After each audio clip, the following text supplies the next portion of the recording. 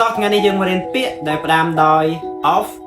ដែលបូកជាមួយនឹងពាក្យផ្សេងទៀតទៅជាអត្ថន័យមួយផ្សេងទៀតណាអញ្ចឹងកុំភ្លេច save វីដេអូនេះទុកមើលថ្ងៃក្រោយទៀតតោះឥឡូវយើងចូលមកកាន់ពាក្យរបស់យើង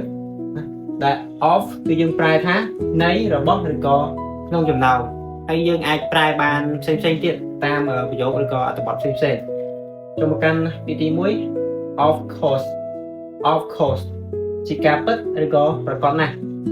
ទី2 of all place ក្នុងចំណោមកន្លែងទាំងអស់ទី3 of use មានប្រយោជន៍ឬក៏អាចប្រើបានទី4 of the two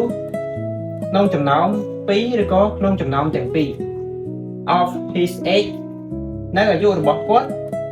ឬក៏អ្នកដែលមានអាយុដូចគាត់ of all people ក្នុងចំណោមមនុស្សទាំងអស់